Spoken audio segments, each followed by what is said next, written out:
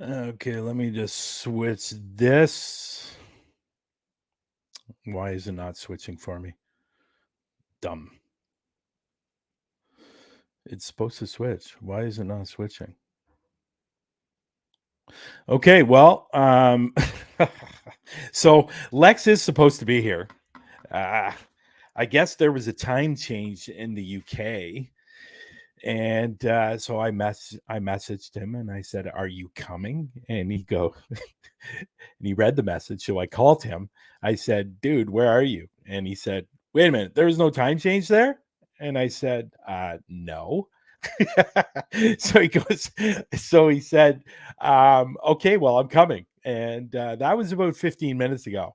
So, or maybe, yeah, it's about 15 minutes ago. So I don't know where he is, but he should be here. He will be here. I know he'll be here. He was looking forward to this show, and we have a great guest coming on. And let me just say hi to the people in the room. Hello, Reese, and very nice to meet you. And we also have Raymond in the room. Hi, Raymond. You can give Lex crap for being late. He should have known if there was a time change. He should have reached out to me and said, "Hey, did you go through a time change?" No. So he should be here. He will be here. There's Nando. Hey, Nando, how you doing, buddy? Great investigation the other day or last night. I watched that. That was a lot of fun. That was good, man. It's good to and I saw the video. I saw the video today of the spirit ball or the cat ball moving. That was a pretty cool. That was a really good catch. But you get looked like you guys had a great time and great investigation. Oh yes, I know, Raymond. I know you will. And we will not let him live it down throughout this show. We will bring it up all the time in the comments. Hi, Liz. How are you? Thanks for stopping by and watching today's show. We have a great guest today. His name is Jesse. Hi, Anthony. Welcome. I saw your podcast yesterday. That was great for our first podcast with Lurker. If you guys haven't seen it on Parapost Network Central, go over and check it out. Anthony is brought his new podcast to the page, and I will be actually bringing up Anthony next week, Friday on Parapost Live. I will be interviewing Anthony, and he's going to talk about himself. He's going to talk about his show, and it should be a lot of fun. And it's great to have a new podcast on the page. So yesterday he did have an interview with Lurker or Carlos. If you haven't seen it before, if you haven't seen it yet, go over and check it out. Yeah, that was a really good catch, Nando. Hi, Sarah. How are you? Sarah's in the room. Hi, Sarah. Just before we had a voice on the spirit box telling Luke to get out. It was great. Now, yeah, that was phenomenal. That ball moving. That was really cool shot. And it's funny when I was watching it, the person that was standing there didn't really have a reaction too much. It was like a normal thing. That was a really good catch. Very impressed. Yeah, it was awesome. Hi, David. How are you?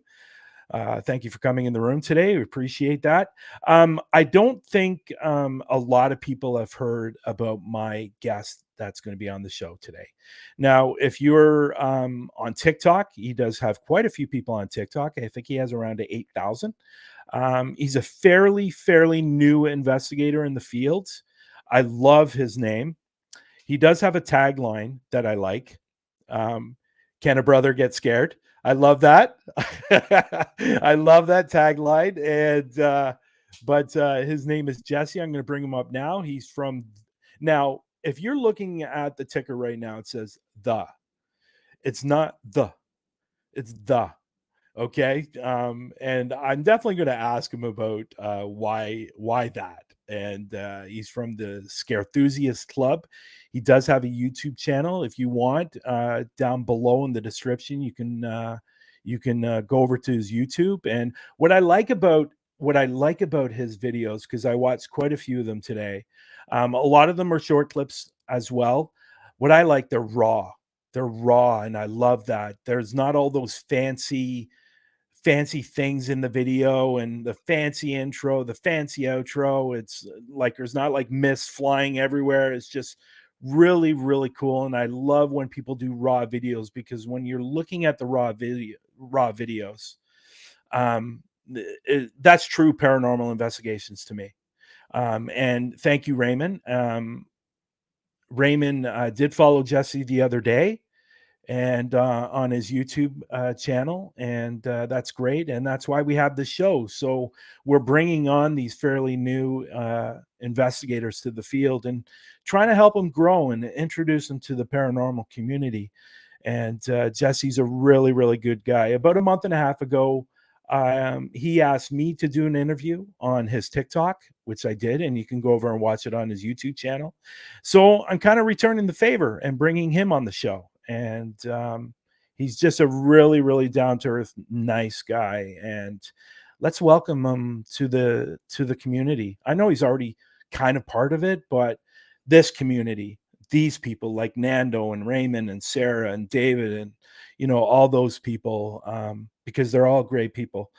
And there's Paranormal V. I hope you're feeling better. I know you're in the hospital, so I hope you're going to be out soon, so you can start watching all these shows again, because I know your Wi-Fi is kind of crap. So in the hospital, it's never good in the hospital. So they don't want, what? I think the reason is because they don't want you staying long. So that's why they have crappy Wi-Fi. So they want you out of there quickly. So, but let's bring up Jesse. I'm looking forward to talking to him. It'd be nice if Lex came on, to be honest. And also, stay till the end, because we always have that we have that new segment now called Fakers, and I'm looking forward to seeing what Lex has in store today. And here's Kara. I believe that's Kara or Brandon, one of the two. So let's bring up Jesse, and I'm looking forward to talking to him. So here he is. Here's Jesse. Hey, Jesse. Hey, what's going on, boss? How you doing? You know what? I'd do better if Lex was here. We're gonna give Lex crap when he comes out here. He probably already knows it. He already knows that he's getting crap. What I said earlier, before I brought you on, I absolutely love that tagline you have. Can a brother get scared? Yeah, it just came naturally just because of where I live at, obviously my family. With being raised in an African American household, especially during Yeah, the 90s, they weren't really too open to the paranormal, to yeah, anything like that. They always was like, "Oh, it's a demon, run." But I I love it. I mean, you put yourself in a situation that not many people would ever do. yeah, You're depending on not only your senses, but also you have to develop a process to figure out what may or may not be going on around you. yes, Um, but it really came from my dad. My dad was the one who really keyed that in for me, because we were going through titles. Um, and I was just like, man, how people just want to see a brother get scared. And he's like, that's it. Can a brother get scared? And then ever since then, it's just been everyone loves it. That's why I call that the show that. yeah, Yeah, that's pretty much how it came about, was me and my dad. yeah. That's cool. Now I'm interested in your group name. Where did that come from? Um, to be quite honest, I've probably the last like 6 or 7 years of my life, that term, the Scarethusiast, was just there in my head. So I didn't know why. And then as soon as I wanted to become a paranormal investigator, um a sort of line of events happened, and I just had that name, Scarethusiast. Now, as we were talking earlier, loyalty is very hard to find. And what ended up happening is my first 5 months being an investigator, I actually was helping my friend, well, former friend, put her team on and her brand up called Monument Paranormal. I legitimately did everything, the editing, setting the investigations up, really talking to people and networking. And eventually, I don't know if she got jealous or if people got into her ear. We had an argument. She said that she didn't like how the direction of the team was going. But when you don't put anything into the team, when you don't give back, or if you don't even participate in the process, how can you sit here and make demands? Yeah. And eventually she took the name, went her own way. And that's when I had to reset and really refocus again with it. It's just because that took half the team that we had already established. We had 7 or 8 investigations. And so we were really just trying to develop who we were as investigators. And one thing that I do not like is limiting ourselves to just one type of investigating, one type of equipment or anything like that. I feel for us, it's you. My rule is you use your favorite and then use a versatile, tool. Use something that you've never Mm. used before. So when you guys see our investigations, like you don't see the REM pod as much because we don't get a lot of the REM pod. But when you see the full uncut, you'll see the REM pods in the corner there. We're just waiting for something to happen or trying to provoke something. Mm. We did use a Ouija board for this last investigation I did, which did not yield the results anyone wasn't anticipating. I don't think we really got anything on it, so I'm not sure if we were doing that correctly. But once again, I went over my research. But right now, it's just frustrating, to go through that Yeah. process, not have the loyalty and people backing me up Yeah. when Dude, trust me, I get you. I get you. When I first formed Huntophobia, I was going out with somebody that good guy, really, really super nice guy. He really was. Uh, and but I would be setting up an investigation, and we would be planning and everything like that, and planning on what we were going to be doing and stuff like that. And then literally 10 minutes before I was leaving for the investigation, he would call and say, "Oh, I can't make it," or "I'm going to be late," or something along those lines. Even once, he didn't even show up without even a call. And I started going out with somebody else who got in touch with me. She was interested in, collabing together and stuff like that. And we were doing some really, really cool spots, some really, really good investigations. And then she did the ultimate betrayal. Unfortunately, in a video that we did, and it was going up onto Paraflix, um, my editor at the time, um, he was going through the video and he saw something and he wasn't sure what he saw, and then all of a sudden he backed it up and saw it again and saw her arm jerking. And at that moment, I was turned face the other direction because I heard a voice. I heard of like something. I heard something. So I turned around to look in the direction it was coming from. And then all of a sudden a rock hit the wall. So we thought we had a rock thrown at us. Well, later on, we found out through my editor that she threw the rock. He actually captured the moment she picked it up,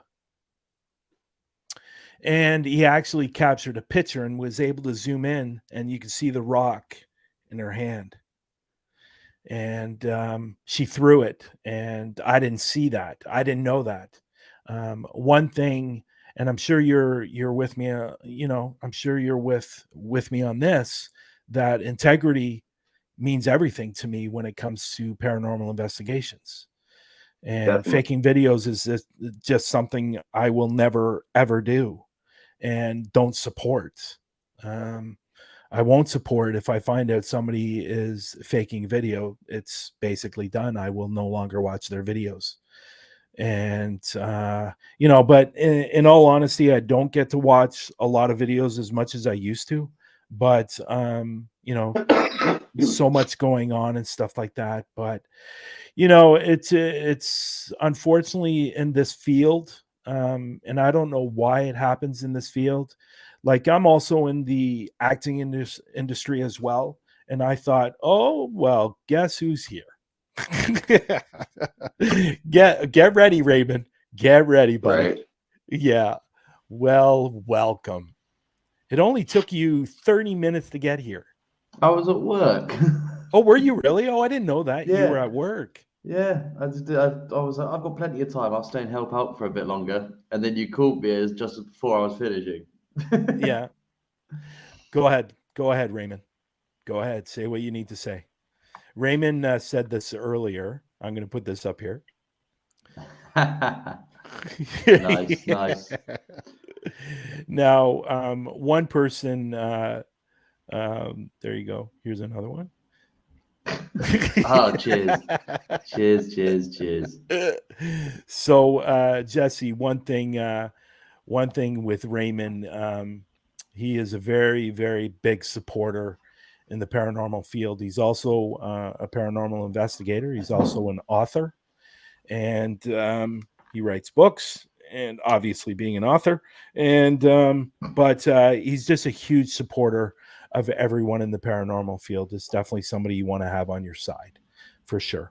He Awesome. did sub to your channel the other day, and David said earlier he subbed to your channel as well, and that's what it's about, right? So it's just building and introducing you to a bigger paranormal community, like with Lex and myself and stuff like that, and other people that are in the field. So yeah, so like we were saying, that unfortunately at that moment when I discovered that she did that, she was completely cut off. First I messaged her, I emailed her, she never returned my emails. She knew what she did was wrong. She denied it for a couple of months, and then she finally came out with a video admitting that she threw the rock. And she had a bad moment, and she's human. So we did that show last year. We did a show called Betrayal and Fakers. Mm. And she was the main topic at the first half an hour of the show. The second half an hour of the show, Lex went off on somebody on that he doesn't really like in the paranormal field. And to be perfectly honest, I completely agree. The man has no integrity. He's a complete liar. And all he's doing it for is the money. And mocking our industry that, we love. So anyway, so going on here. So when I want to get to the first question that we typically ask most of our guests is, what is your origin story? How did you get into the paranormal? So growing up in a Christian household, there are certain things that I wasn't allowed to do. Yeah.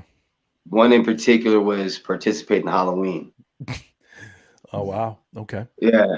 So as I got older, I mean, you go to school, then you learn about, other cultures, and that Halloween originated from a couple of other cultures, such as the Hispanic culture with Dia de los Muertos. If I said that correct, I'm pretty sure I've just butchered that. And then the Celtic festival of Samhain. I believe I said that correctly. Okay. Once I started seeing that stuff, and then that's when I was like, all right, I'm gonna actually participate in Halloween and watch paranormal investigations. And what ended up happening is I saw an investigation, or I don't know if it was an investigation, but it could have been like a fake Fox TV show. Okay. And it was kind of like how they did, like, Blair Witch Project, they set it up and stuff. But it was these two investigators. They go into this house and they're hearing all these noises, and all of a sudden they go to the attic, and there's like this like 8-foot fly moth thing in the attic that they discover, and they're like, oh my gosh. And for me, I was like, oh, that's cool. Like, granted, I know that's fake, but like, how cool would that be to be a paranormal investigator? 4 years later, I'm a freshman in college, and I'm talking to this girl, and we actually go to this riverbed, like maybe a mile away from the campus. and that's when I started hearing about the stories about La Llorona. Okay. And I'm thinking they're just making up some stories and stuff like that.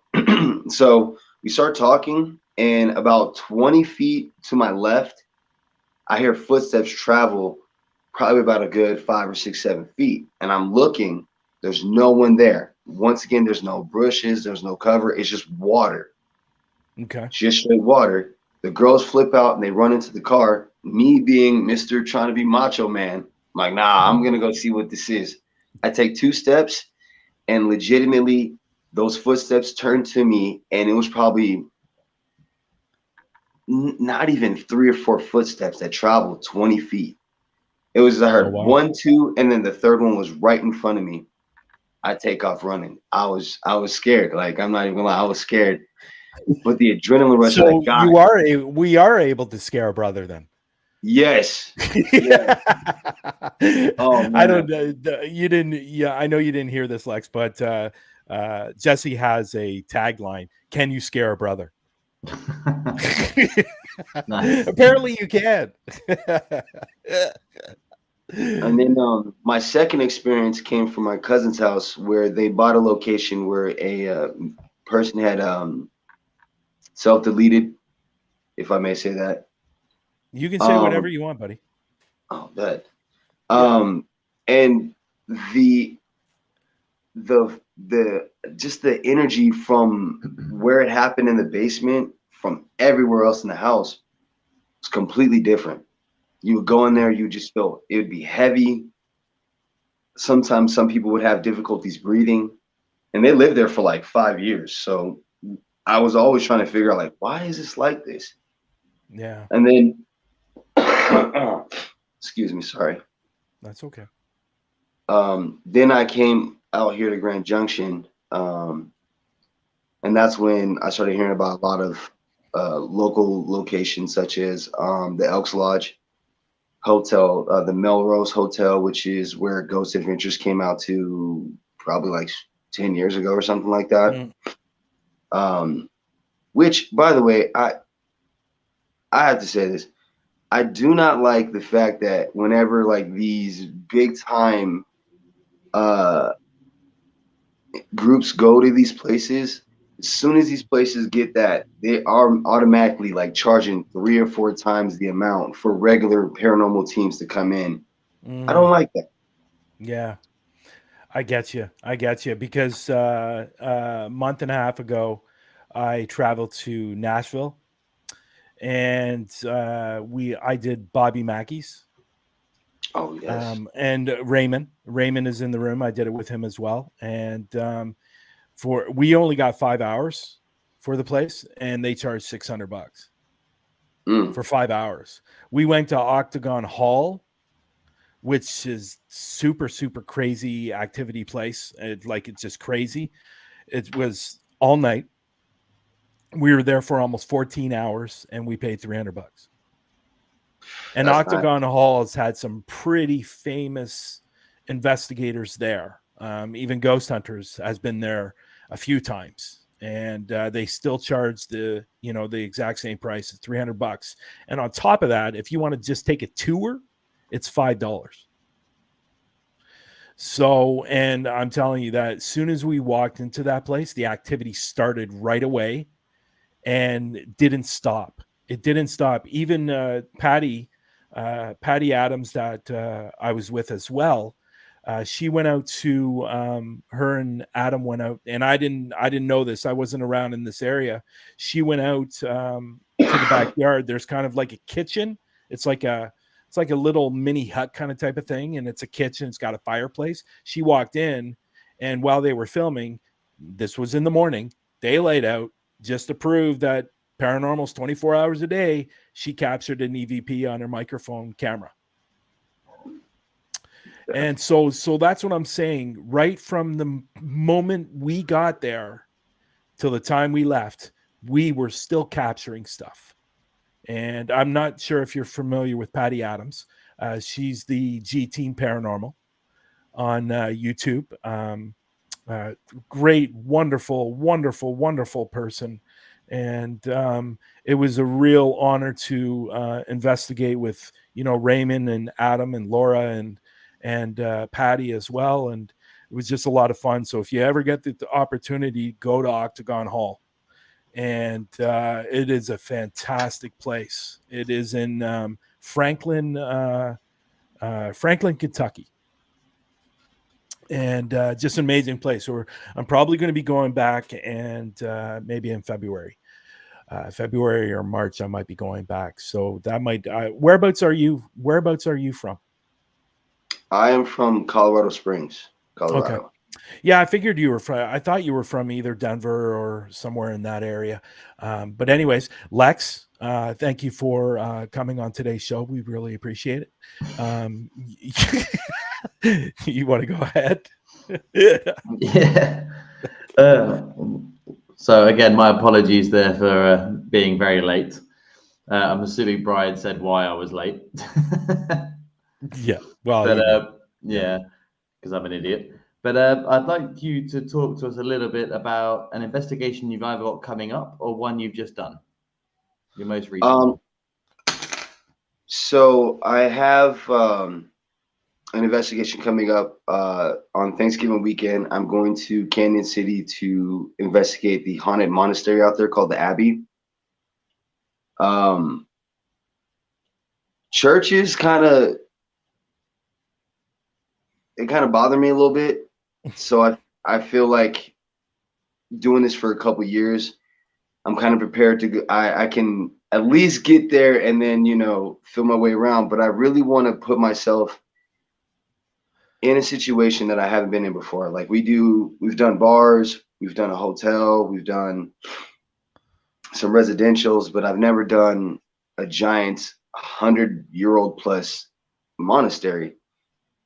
But also I feel with my background and how I feel about certain religions and things like that, I'm hoping that it'll help draw some energy to me and really just teach me, because that's why I do these. I want to learn. Like you can't learn by watching other people do it. So I want to go out there and really just see if I can capture, because I never caught a clear EVP yet. I haven't caught a REM pod activity yet. We were talking about the K2 meter and how I need to, keep it away from technology about 7 to 8 feet. I did not know that. Thank you for that, sir. You're welcome. But I just want to challenge myself. So that's why I'm heading out there. There's obviously, with people talking about their stories and experiences, there's supposed to be a dark entity that's supposed to be a nun. So I really want to see if I can engage with that spirit. I also have Hotel Colorado coming up here soon as well. They do allow tours, but I really want to just get on the road and start traveling more. Let's see, what else do I have? Those are my two biggest ones I have coming up right now. So Well, they both sound pretty exciting, especially the monastery. I quite enjoy doing churches.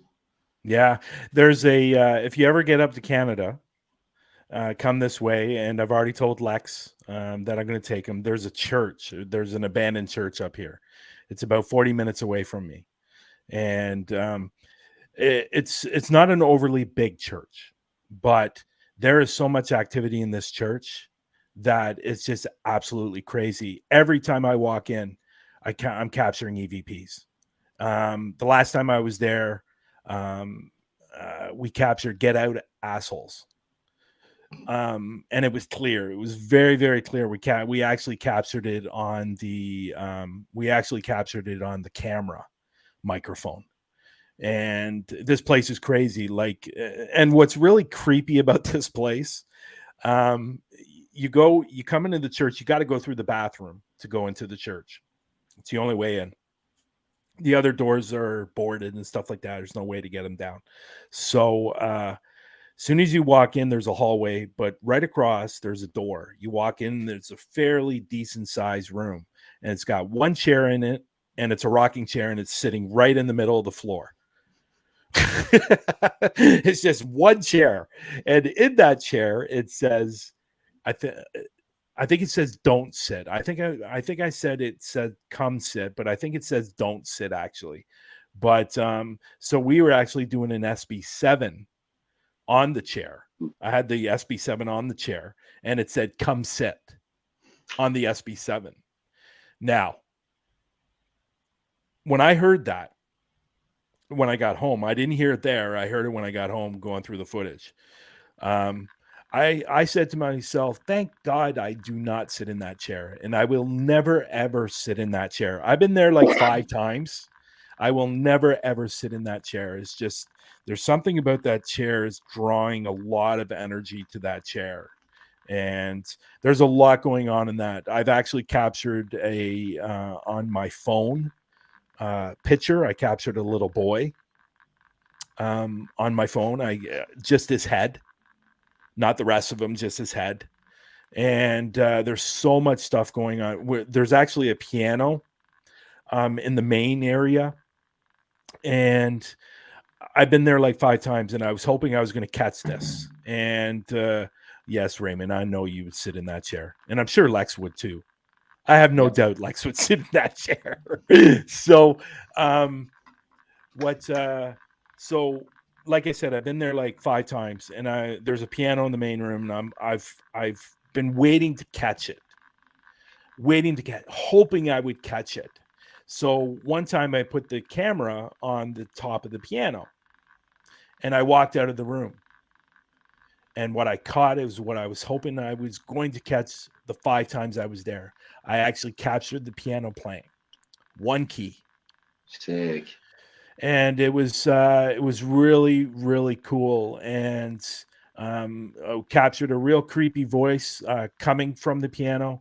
There's a music book full of music, hymns or church songs. That book was thrown off the piano when we entered the room, and so my whole point to that is that churches can be a little bit crazy, because I know other people have gone to churches and they've captured some amazing things. One thing I really like about you, Jesse, and the videos that I was watching, and even when we did the podcast together on TikTok, that you're wanting to learn, you're looking to learn, and you're gathering all this info from different people that you're interviewing, and I just want to talk about your podcast for a minute, and on TikTok, and then now just let people know he does the interviews on TikTok, and then he puts them over onto YouTube. That's correct, right? Yeah. So Yes, what's the story, or what was the reason for your podcast or starting a podcast? so everything that I do is a reflection of my environment currently. Reason why I wanted to do the podcast, because locally, I have the youngest team. I'm pretty, as you guys know, I'm tiptoeing into the game. Yeah. But for some reason, it feels like there's this unnecessary competition amongst groups and teams, and I don't get it. And so when I came up with the lives, I asked myself, what's one way that I can help people, especially the smaller content creators? Because at that time, I just hit like 7,000, and I was reaching out to people around 2, 3, 4,000. But I was asking, like, what's one way that I can help people get their brand out? Granted, I'm not this big entity or anything like that. And I was like, why not do the lives? A, it's a tool that I need to use on TikTok. B, it's a great way. I love having conversations with people just because I'm a people person, and I need to use this to get better as an investigator. So, boom, I gather information like how you told me about the K2 advice. I've had people talk to me about like biosensors, all different types of evidence and things like that. And it's just cool to sit here and have a conversation in this environment, because sometimes when you're out in public, as you guys already know, as soon as people hear paranormal investigators, like, oh, they come and berate you with all these stories and things like that. And I think that's awesome, even though they may not know who I am. Just the fact that I do paranormal investigations, like, oh, when I was a kid, this one time I saw this, saw that. Well, okay, well, how did the room feel? What were you doing at the time? Can you give me some information about the house you used to live in? Like that I just love that part of it. Yeah. Yeah, I agree. Yeah, it's always funny when you meet somebody new for the first time and they ask you what you do for fun or what you do and you say paranormal investigator. The first thing that happens, oh, really? Have you seen anything? Have you caught anything? And especially And with then they me, start telling you stories for sure. Go ahead. and definitely with me being black, they're like, wait, what? For real? Hold up. And then that's when Yeah, I hit them that's with a the line. I didn't you know what? I didn't want to bring that up and at all. And You're but good. No. I find in this field there's not a lot of black investigators. And I'm curious why. I'm curious why that is it because of a faith background or is it because there's got to be a reason because there is not a lot and that's one thing I have noticed. Um, yes, it is. It is strictly. It's strictly tied to faith and the concept of going to church and being regularly following church. The biggest thing is that for it's also media. I feel as well. When you have those two combined, they bring that stereotype of black people will run away when it's a ghost or they're scared of the paranormal. And that is reinforced when you have my family members are like, oh, it's a demon, it's a demon, it's a demon. Well, there has to be circumstances for that. Just you can't just turn around the corner and all of a sudden there's a demon right there. Like, no, there are things that happen, there are things that line up to get to that point. But also don't be scared of just any kind of activity because it's not always bad.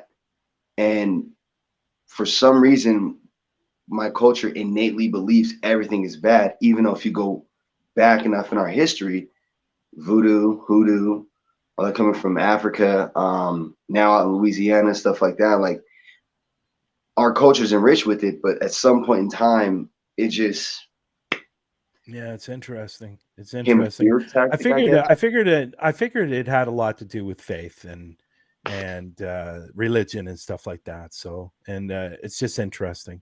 And here's somebody I haven't seen in a long time. Eli. Mr. Hey, Eli, buddy. how you doing, buddy? Now, I hope you don't mind me saying this, Eli, but last year, Lex, you know Eli, right? Yeah. Yeah. So last year, a lot of people don't know this, but Eli um, had COVID, and he ended up passing away and coming back, and very scary moment for him. And yeah, see, now I have heard this. Jamaica has amazing hauntings and voodoos. I have heard a lot about some there the not necessarily the hauntings, more voodoos and stuff and black magic and stuff like that. And but definitely would love to go over to Jamaica at one point and do some investigations there because I know there's some fabulous locations out there. So, anyways, Lex, you want to go? Yeah, I was just going to say as well, touching on the diversity of the paranormal investigators. Really, I've got a friend of mine who's really into the paranormal, but he won't investigate it. And he's also, he's a black guy as well. And he made me laugh when this topic came up because he was like, he was looking at videos that I watch, and he was like, it's really white. There's a lot of white people that do this. And I was like, yeah, I know. And I was like, I know, but would you do it? And he's like, no, I've seen the horror movies. Like, let the white people do the dumb shit. That's what he said Yeah. to me. just to let you know, Lex, your mic is not on. It's broken then, I think, because it's on. Try it now. No. Maybe you want to unplug it and plug it back in. Just to let you know, your mic, so you're echoing quite a bit. How about now? No. No, it's broken. Yeah. So Raymond's in the room right now, and it's been a long-standing joke since what? Last year? This year? Last year? No, this year. That Lex's microphone, his headset, looks like it came from McDonald's. So there's been a long-standing joke that Lex works at McDonald's. He doesn't work at McDonald's, but there's been memes that have come out and thumbnails and stuff like that of the headset. Damn McDonald's mics. See, see right there. Damn McDonald's mics. Yeah, you're right. And I'm not sure who that is because we did have Nando in earlier and Sarah in earlier. So could that be Daniel? That might be Daniel. He's the leader of Portal to the Paranormal. I went out to the UK back in March with got the opportunity to investigate with Lex and some people from Portal to the Paranormal and the Patrol, and is that it? Was there somebody else? Portal to the Paranormal, the Patrol, GSI. Jesus, Ralph is going to kill me. Or John's going to kill me, sorry. If he sees this show. Sorry, John. I apologize. So, yeah, I had the opportunity to go to UK and Portal to the Paranormal. We're there. Sarah, Nando, and Rosie. And I got to investigate with Daniel and Joanne, and I believe Joanne's husband. I'm sorry, I can't remember. Thank you, Sarah. Thank you, Sarah. I appreciate that. Yeah, so where were we? I lost my train of thought. We were just talking about cultures in the paranormal. Oh yeah, Lex was going to say something. Sorry, Lex, for cutting you off. I apologize. So I'm just trying to fix this. Hang on. Oh, you sound a lot better now. You sound better now. Okay, I'm trying to get my headset to work because I can't hear out of these. But the mic is working. Uh-oh. What is he doing? There you go. How's that? That's better. That's better. Okay. Yeah. Now I can hear you guys as well. And say hi to Nadine for me because I heard her cough. No, she's not here. Who coughed? Me. No, it was a woman's voice. Oh, then no idea because no one else is here but me. No, it was a woman's. I heard a woman cough. Not here. It might have been on my end. Yeah. Okay. Okay. Yeah. Say hi to who's ever there. Anyways, go ahead, Lex. Sorry for cutting you off there. That's nice. I'll just make the point that I've got the friend of mine said it was funny because he watches all these movies, so he likes to watch all the white people do the dumb shit and go into these scary houses. And he's like, I'll watch it from the safety of my home. You go and do the dumb stuff. And I was like, oh, okay, you'll watch the video, but you won't come with me. Nope. He's a funny guy. Well, I would agree with that. White people do dumb stuff. Everybody does, bro. I ain't gonna lie. I got family all the time. That's true. So when you're on an investigation, I think I already know the answer to this, but when you're on an investigation and you're going for a piece of equipment, what is your favorite piece of equipment? Other than your camera. Everybody knows the camera. Yeah, there you go.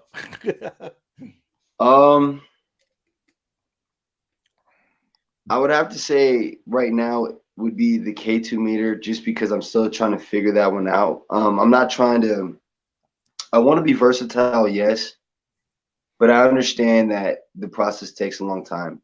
So I only use 2 or 3, maybe even 4 different pieces of equipment. But I would have to say K2, just because there have been moments, and we did talk about this earlier about you letting me know to be wary of phones being in airplane mode and things like that. Yeah. But there have been times where the K2 meter is maybe off to the side and there is no technology there, and we're literally just talking.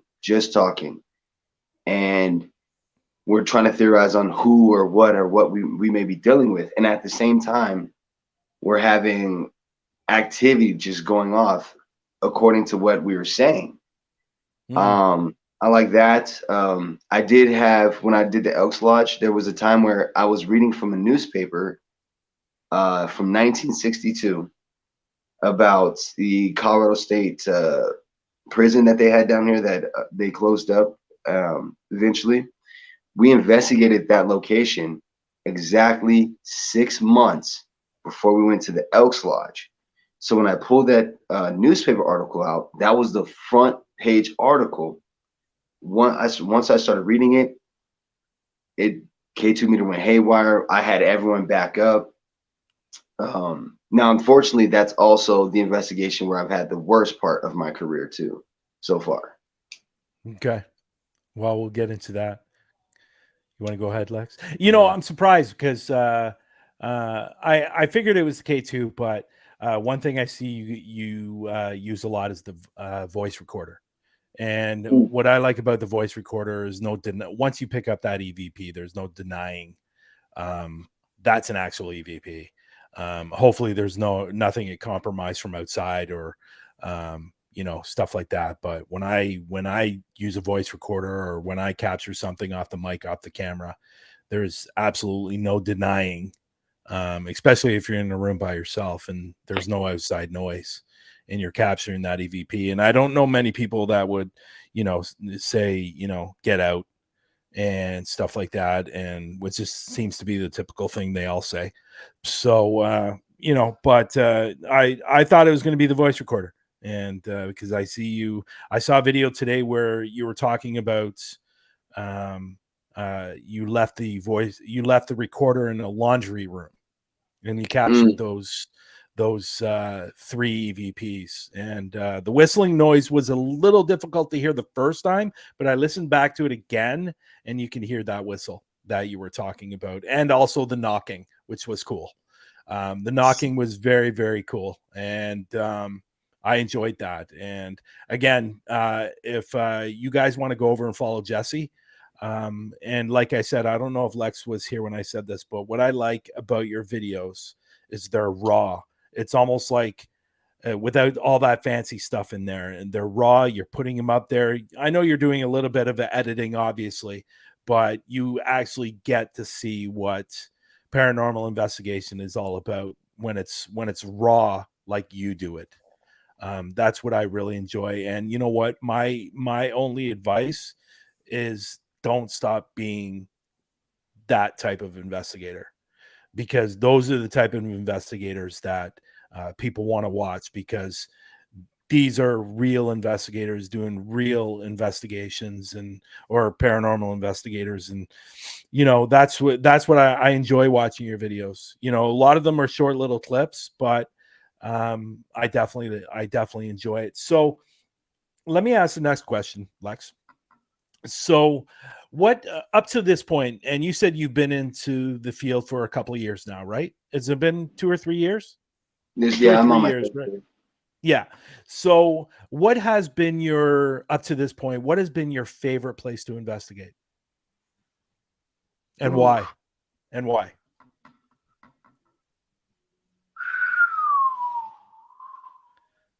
Really? Okay, so I'm gonna say I have a client down here, Mr. Bill McDonald.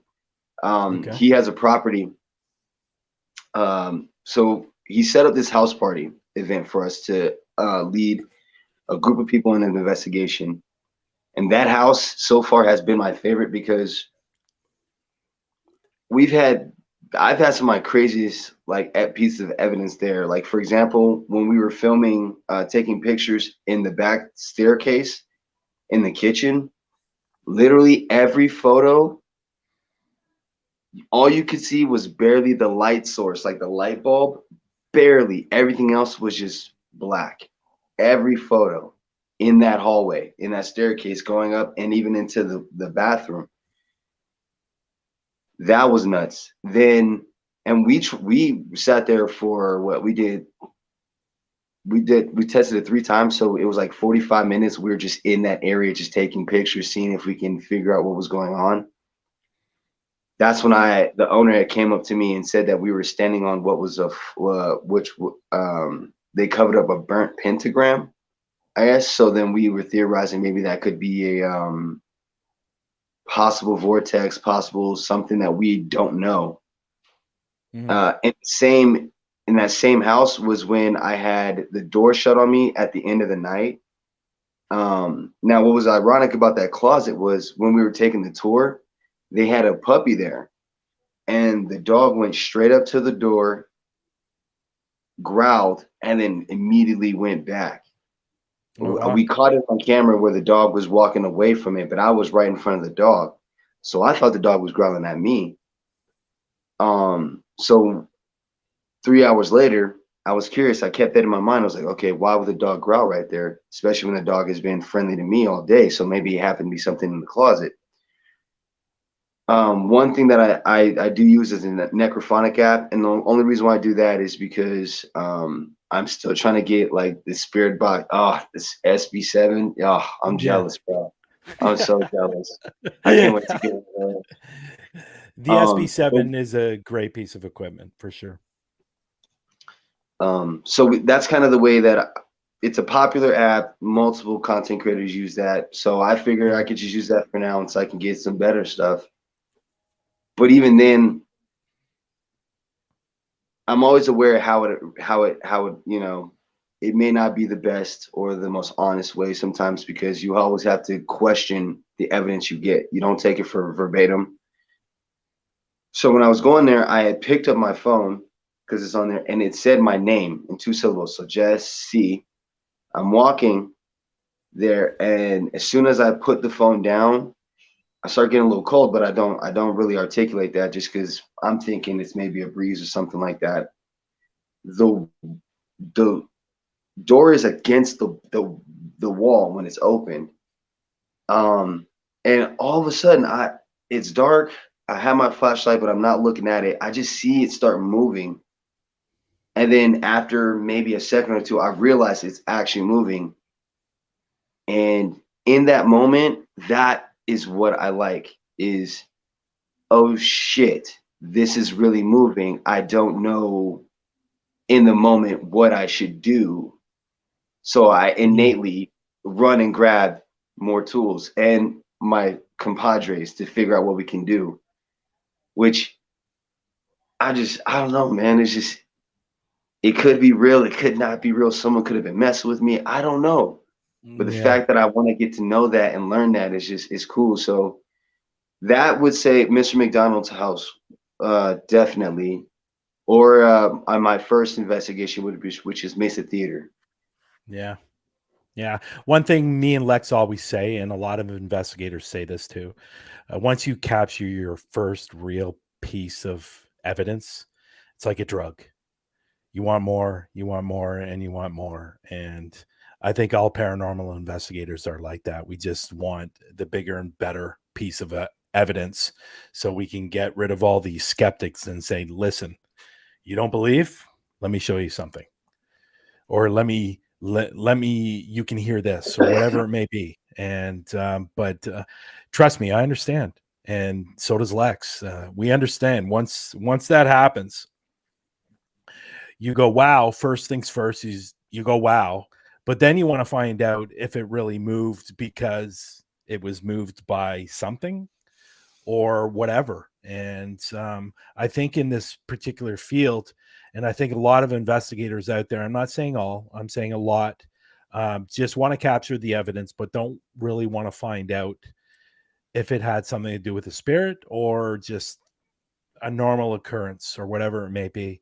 A lot of people don't do the debunking out there because I think in our particular field, I think it's important to not only, yes, capture the evidence, but also to debunk the evidence as well. And I don't think enough, and I get it. There's a lot of people putting out videos out there that just want to put that moment because that's going to make their video look good. But with Lex or with me or even with you, Jesse, that you want to be able to find out the answers and you want to find out if it was a spirit or whatever it may be. And I just think I think that sometimes gets lost, that not a lot of investigators do that. when I first started about 10 years ago, I was going out with local teams and stuff like that, and they didn't do a lot of debunking. They didn't do, and which would surprise me, but I would go over stuff and try to figure out if it was something else rather than blaming everything on spirits, because not everything is paranormal, obviously. So anyways, Lex, go ahead. I'll leave you with the last two questions, and I've already informed Jesse on your famous question at the end. I don't know how I'm going to do it this time either, though, because I missed the first part of the show. Yeah, But well, you know what? I'm still thinking about it, don't worry. But if I could just have maybe 30 seconds, I would like to explain my whole platform real quick. Yeah, no, go ahead. Go ahead. So one thing that we talked about going into what your question is about fakers. So the reason why I set up my platform the way it is, where I have paranormal investigations, the lives, and then I have, we're building a family friend oriented show about cryptids, monsters, and folklore. I feel that to show my being authentic is if I keep that like that, I won't be enticed to fake any content. And I don't want to do that anyways, because once you do that, it puts a stigma on you, and it's not good. But my goal is to really just attack multiple avenues of paranormal, supernatural content to kind of involve everyone, because not everyone likes paranormal investigations. Not everybody likes the lives. Not everybody likes the cryptids and monsters, informational show. But if we have that all together, we can pull more people in, and so forth. So that's how I'm setting up my brand. I get it. It's definitely. I think it's good to have a wide variety on your channel.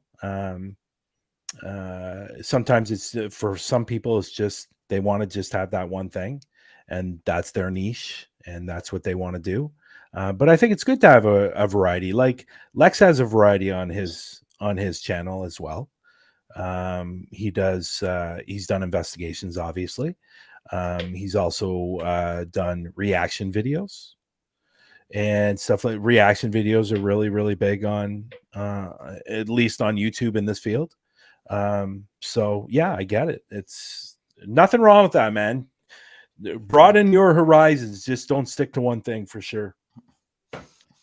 Yeah, definitely. I mean, I do my reaction one thing. I don't do like reactions to weird stuff. It's always paranormal content I'm reacting to. I do it in a way that's informative. So like I watch people's investigations, and I say like, well, how I would do that moment.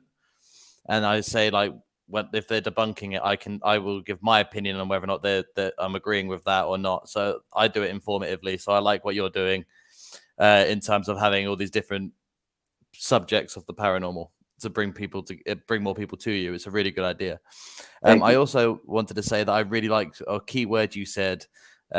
You want to be authentic, and the way that you do your videos is showing your authenticity. And I was going to say, like, never ever stop doing that. You may never hit millions, but many of the fake ones do. But if you never make it massive, but you stay authentic, then you're already a better person. And so, like, authenticity is something I take pride in. Bryan knows I've uploaded investigations in my channel where nothing happens, and I've kept the video at half an hour, and I still put the video up. And it's like, well, this is going to happen. I did this investigation. This was a 12-hour investigation in my own house after a 3-part series, and I thought we brought something in, and we didn't. Like, nothing happened for the whole video. And I was just like, well, I'm going to try and edit a video out of it, make it entertaining, but I'm going to show the other side of it where you don't get anything. So I think it's really important. And if you keep on that path, you'll find yourself going very far in the field. Because like you, I'm relatively new as well. This is my 3rd year as well. So I can 100% feel the same boat that you're in. So, but that's really good. But my next question, I want to touch on the opposite of Bryan's. What's been the scariest moment of your career so far in the paranormal? And as you mentioned earlier, is this the worst moment that you spoke about? Yes. Yeah. So we were at the Elks Lodge, and one thing that I have a weakness is kids. I don't have kids of my own, but I love kids. I volunteer in my community. I've done it for a decade plus. Football, basketball, baseball. I'm even a dance youth teacher. Like, I did it all. So when we were at the Elks Lodge, we were trying to figure out what was going on, because a lot of the information that we got before going on to the location was that this building is over 100 years old. It used to be, they used to have a lot of parties, you know, a lot of women, things like that.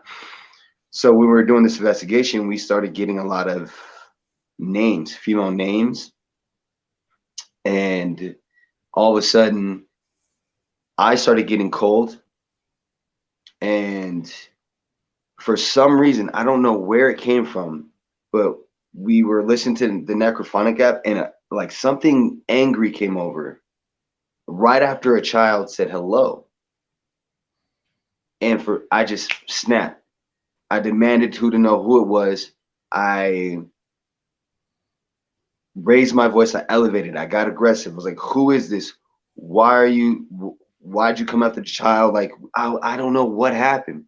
As soon as that happened, I got even colder. One of my teammates was standing right next to me, and she put her hand on my shoulder, and she's like, oh my gosh, what's going on? So hence, going a couple of hours down the road, it's just, I'm getting colder. I'm getting more drained. We go back to the original dance hall, and in the entrance, and earlier we did a K2 reading to make sure that there was no, wiring or anything like that. So we were clearing that area, and I got super sick. The right side of my body started tightening up. And as that's happening, one of my investigators is behind me. I can't see what she's doing, what she's holding, but she's using the K2 meter. She holds it over the right side of my body, starts going off.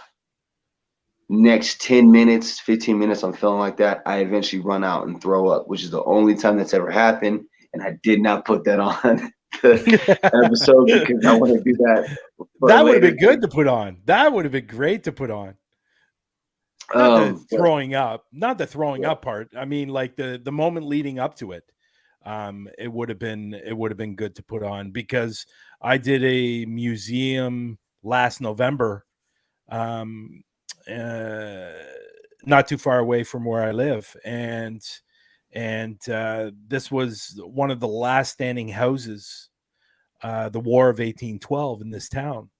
And so we were getting ready to start the investigation. I started feeling sick, and I was going into certain rooms, and it was getting worse and worse and worse. And I had to leave. I had to leave the museum for about 15, 20 minutes. And I didn't throw up when I got outside, but all of a sudden I started sweating. I had the cold sweats. I was like, all kinds of different things were happening. Now, obviously, after about 20 minutes, I went back inside. I still felt quite ill throughout the night, but I wanted to do the investigation. So I get you. And I don't know what's going on in that place, but we ended up catching a bunch of different things in that place, and just an incredible place. But actually having that in the video, not you throwing up and leading up to that moment, people love to see that, and they love to, I don't know what it is, but they love to see other people suffer. Yeah. Yeah. I don't know why. I know why, but it's all good. Anyways, Lex, you ready, buddy? So almost. I just want to follow up with this. In that moment when you were starting to feel sick, and you said you were feeling drained, what was going through your head at that time when you realized something's not quite right with you at that moment?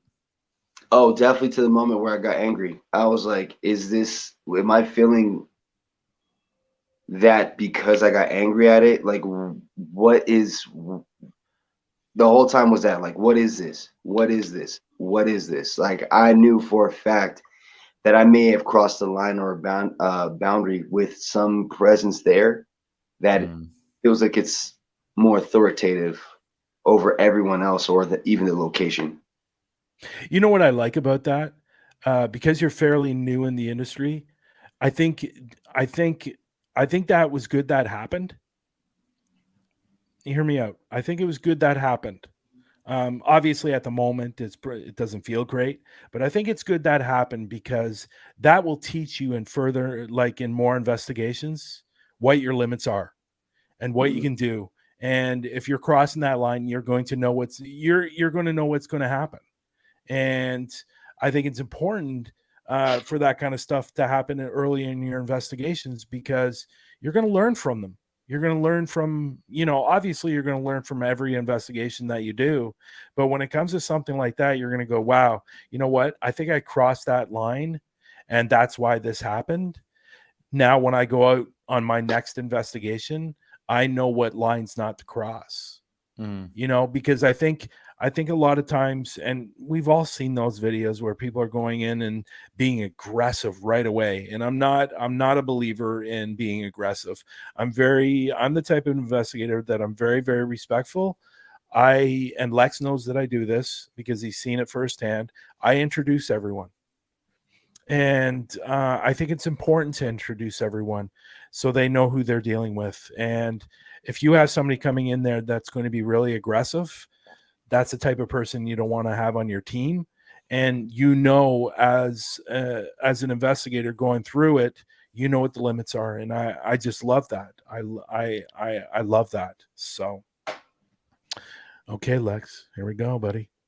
Okay. So Jesse, you ready here? Because this is our popular question. Now, Matt is not in the room today. I spoke to him before the show. He is going to watch the replay. So Matt Barron, he's the paranormal consultant. If you ever get an opportunity to see his shows and you go, wow, that question sounds familiar. Well, that's because the fact that he took the question from us. He does a lot of copyright stuff. And he's gonna love this bit on the replay, isn't he? No, I'm just kidding, Matt. I'm kidding. And but Matt's great. Definitely a good guy. I'm sure somewhere down the line he'll bring you on his show. And but Matt is always watching our show. Unfortunately, he was unable to watch today, but he's always copying our questions, or at least Lex's questions, not necessarily mine. Yeah. So yeah, that's true. So anyways. Right. So Jesse, imagine this. You're back at one of your previous haunted locations. You're back in that corridor. It's pitch black. All you have is your flashlight. And all you keep hearing is the sound of two people's footsteps walking up and down around you. But there's no one there. And then you hear a strange noise. So you fling round with your light and you see this door that looks really still. And all of a sudden, it swings shut by itself. And what you see next will haunt you forever. The sight of Bryan and me standing there holding a check to the value of all the money in the world. And we say to you, through your necrophonic, because we can't speak to you in person for some reason, we're going to speak through your necrophonic. And we say, you can take this and go to investigate anywhere on the planet. Where would you go? That was good. That was good. That's going to take Matt a while to write down. I would have to say Europe. Like, there's so many places I want to go to Europe. I want to go to Ireland. But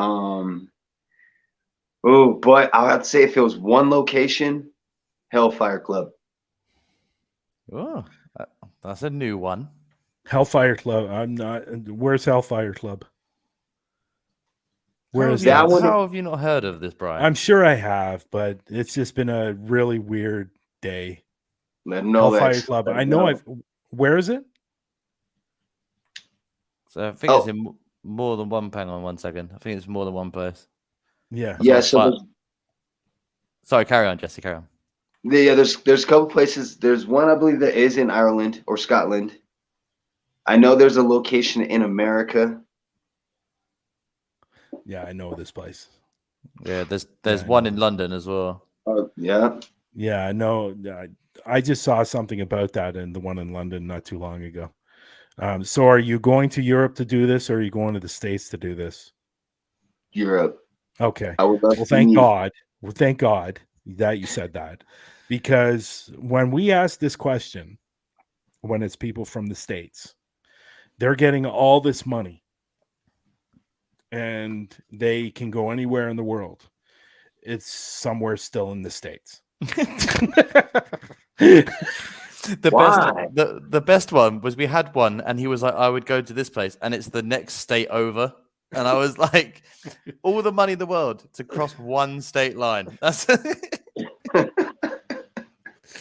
it is a strange thing with Americans. Well, I think Love to stay at home. I know why. I know why.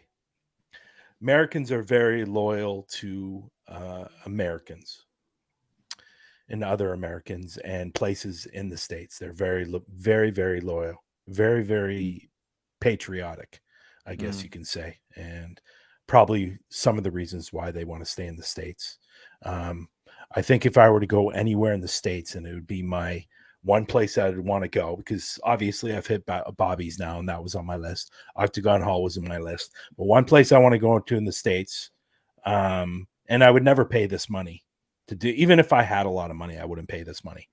$24,000 a night to go to this place, and that's Alcatraz. Ooh. I'd love to go to Alcatraz. That's one place I'd love to go to. But even if I had the money, I would feel really, really uncomfortable spending $24,000 for one night. It just makes Right. absolutely no sense to me. Is it one night overall, or is it per person for one night? So let's say 10 of us went. It's just the whole group. I was gonna say, because if you get 10 people, it's 2,400. So if you get 20 people, you could make it. Let's bring 100 people. It's 24,000 per person. No, if it was for just a group, and that's the cost price for the whole group, let's just bring 100 people. Right. Yeah, and you know what? I think the place is big enough to hold that. Yeah. So anyhow, but you know what, Jesse, this has been great. It was really good to get to know you a little bit better. I know we talked a lot on the interview that I did with you back a month and a bit ago, and it was a lot of fun. And Yes, again, sir. people, if you want to go check out Jesse on YouTube, Facebook, or TikTok, his links are in the description. I know a lot of you people are on TikTok now, so go over and give him a follow and support this guy, because he's a good guy. He's really, really super nice guy, and hopefully people are going to see this and reach out to you and ask for yourself to be on their show. And that's one of the reasons why we do this, Thank you very to much, help people guys. like yourself, Jesse, and to grow. And I know we've had quite a few people in the room today that have now gone over and signed up to your YouTube, and we really appreciate that. Now, I'm going to ask you this question. Do you want to stay for this segment, or because you know what the segment is coming up next? So Yes. do you want to stay for this and you want to chime in, or are you okay? Yeah, your game? Okay. So here we go, folks. If you haven't been in this show for a while, we started a new segment about 3 weeks ago, and here it is.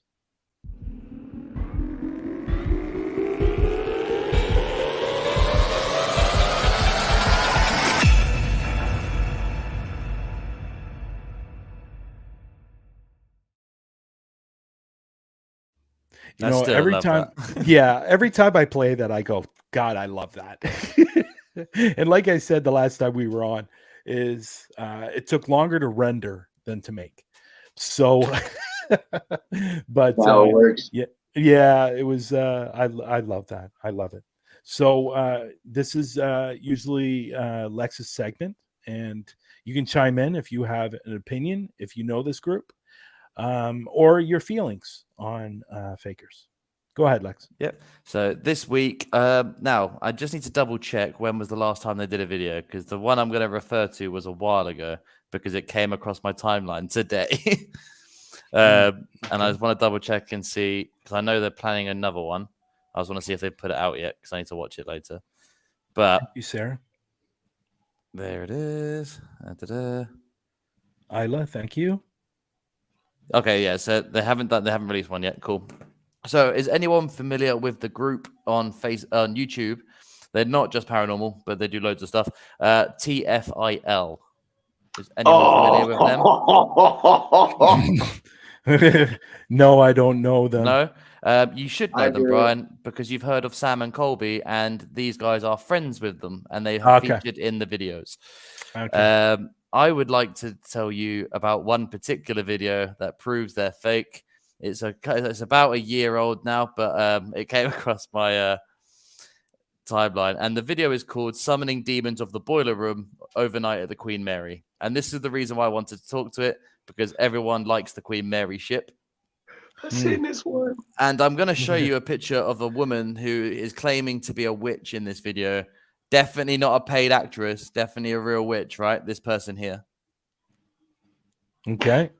Now, what was really funny about this video, where they claim to have only met her that night. If you scroll, there's a lot of comments now, so I'm not going to be able to find the comment unless they got rid of it. There was a comment on here when I watched this video the first time. I recognize this woman. She has an actress page on IMDb, and said her name. So I Googled the name, and she's a well-known indie actress who does loads of stuff like that. So if you're ever in the area watching TFIL videos with Elton, who seems like a really cool guy, but he's faking paranormal videos, so he's a dick. So it's Elton and Corey, who you may know from the Sam and Colby videos, the one who cries a lot, even though this is weird because they're faking the video. So I don't know why you have to lay it on thick as much as that. So it's quite bad. But yeah, so if you're ever watching their videos and you think this seems too good to be true, man, they're getting a lot of stuff. Well, yeah, because they're faking it, and they pay actresses to be mediums and nuns and shit like that.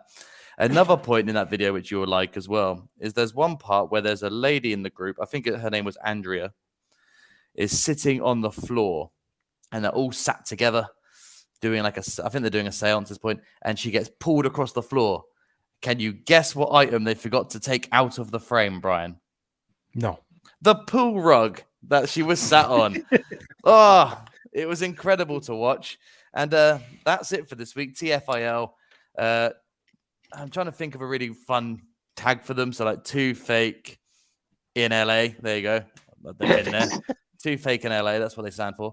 Wow, that's again, good. I like that. Yeah. Again, some of their videos are really cool. They do overnight challenges in shopping centers. They do skydiving videos. They do good content. I won't give them fault for that, but I can't forgive the faking of the paranormal, especially with their, as we know, Sam and Colby's fan base is teenagers, like young people. So's theirs. So I don't agree with the manipulation of minors, and that's what I deem that video. So that's them for there. And don't forget, if you have one you would like me to look at and speak about on this segment, just tell me on Twitter, guys. I will put myself through this pain of watching these videos so you won't have to. All right? Real quick, to comment on TFIL, I do watch their videos from time to time. Mm-hmm. The amount of cursed objects that they deal with per episode or per season makes no sense. Like, they're out here messing with divot boxes while also doing Ouija board sessions, while also doing these seances. I would like to see if they get affected. Like, that's how I would, if they want to show it's real, like, there's no way they're not getting affected if they were really doing that. So I kind of agree with the fakeness. Like, yeah, I mean, if you're gonna fake stuff, try harder. You know, like, don't get people who you're going to recognize from Riverdale to be your stand-in witch. People watch TV; they know who these people are. So it's funny you say about you. It's funny you talk about Riverdale. Did you hear what happened to that actor in Riverdale? No, I don't. I've never even seen the show. I just know it's one of I've those seen it a teen few dramas. times. There was an actor on Riverdale that actually is now in jail. He killed his mother, and that's a cliffhanger for season 7, isn't it? And he was going to be killing somebody else as well, and he actually came out who he said he was going to kill. He was going to kill or go after Prime Minister Trudeau. Oh, Well, goddamn. Okay, well, no wonder he's in jail. Uh-huh. Yeah, he got and he just got his court case was just done. He was found guilty, and I think he got 20. I think he got 25 years. Well, And that's not long enough, is it? yeah, 25's to life. But you see the difference between the States and Canada, when you guys get life, it's life. Here in Canada, when they say it's life, it's 25 years. It's the same with the UK. I think life in the UK, I think it's a bit longer. I think it's 33. Yeah. But you can, I'm pretty sure because I think it was 25 before. I think it's now up to 30. So Yeah, again, it's it doesn't 25 mean here. life. If I get life Yeah. at the age of 20, I'm out when I'm 50. Yeah. So yeah, justice is a bit flawed. So there you go. That's our first guest stayed on with our Fakers segment. We love this segment for obvious reasons. And if you're supporting this channel, we are not telling you to go over and not support them anymore. Just understand that when you're watching their videos, I would probably say 100% of their videos are probably fake when it's dealing with the paranormal. Just keep that in mind. When we do this segment, we're not telling people to go over to their channel and not follow them anymore. Just understand this is entertainment for them. It's not about real paranormal investigations like we do. Yeah. So again, technically a life sentence is about, this is from Raymond. Technically a life sentence is about 70 to 75 years.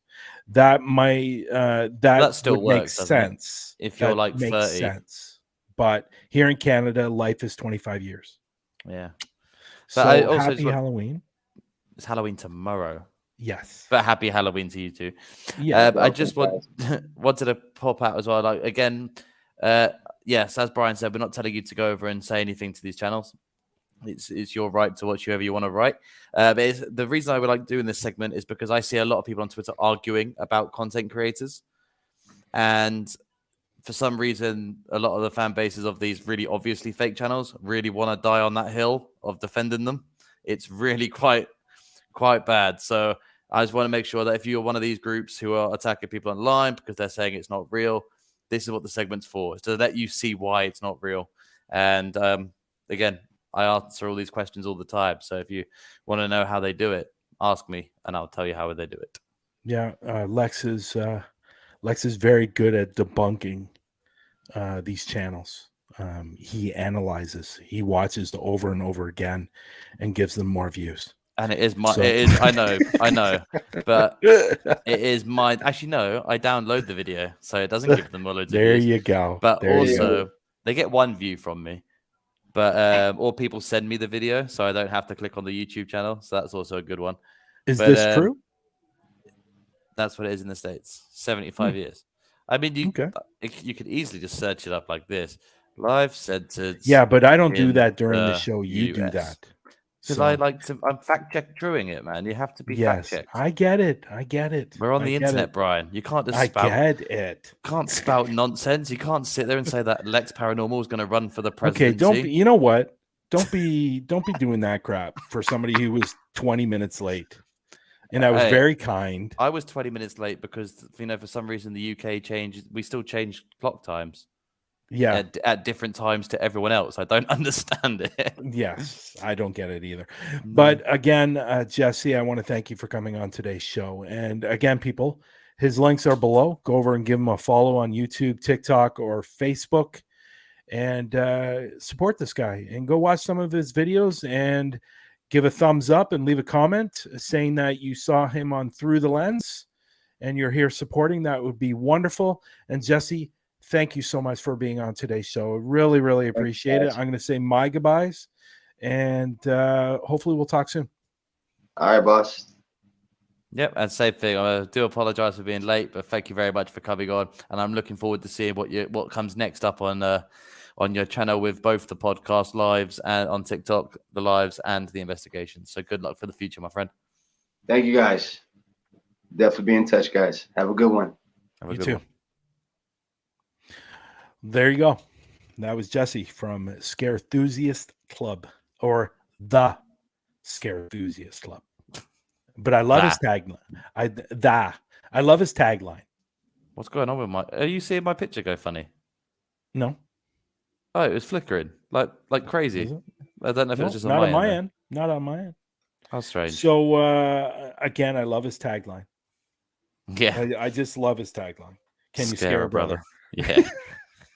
It's great. But yeah, good show. Good guy. And definitely looking forward to seeing more of his videos when they come out, especially with those 2 locations he spoke about today. The Wi-Fi is going a little wonky on my end today for some reason. The little thing is coming up a lot. Yeah, I don't know why, but I want to thank everybody that came in the show today. Hopefully we'll see everybody next week. We didn't come up last week, took a break. And did we take a break? I think we did. Were we up last week? No, we didn't do one last week, but I can't remember why. Can't remember why either. No. So I want to thank everybody that came in the room today. Really appreciate it. And again, go over and support Jesse.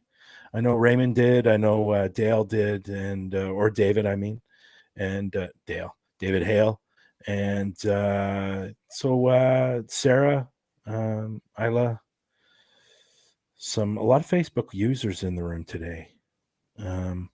So I think Dakota and Chris are going to hate me right now because I'm supposed to be going on their show right now, like 30 minutes ago. So, but we'll definitely see everybody next week. There's a boy. What's this comment right here? I missed this. Yeah, I didn't see that either. Cool. I'll have to look it up. Yeah. And it's been a while since I've seen Eli in the room. That was great. And yeah, a lot of people in the room today. Okay, everybody. We'll see you next week, hopefully. I'm sure we will. I'm tempting to bring somebody on that I'm scared of. So I know who it is. Yeah, I know who it is. Yeah. So see if I can get him on next week. But again, everybody, thank you for coming in today's show. And great faker. I don't know who they are, but I'm sure they're good. I know Sam and Colby are faking. That I know, but I didn't know they team up with them. So anyhow, you have anything else to say? Nope. Just thank you very much, guys, and we'll see you next week. And happy Halloween. Stay spooky. Oh yes, happy Halloween to everyone. I had a discussion with some of the people in Global the other day. I don't know if you saw that chat, but they were telling me that Halloween is a holiday. Halloween is not a holiday. It is a holiday. You saw that, right? You saw that did, chat? Yeah, I did, yeah. Okay, I'll bend over. A little bit and don't die on this hill, Brian, because you're not gonna. It won't be worth it. No, it's definitely not worth it. Halloween is a holiday. So, other than that, again, everybody have a great day or rest of the great rest of the day. That made sense. What the hell? Have a great rest of the day. Have a good week. And I hope everybody enjoys Halloween tomorrow. Okay. Good night, everyone. Good night.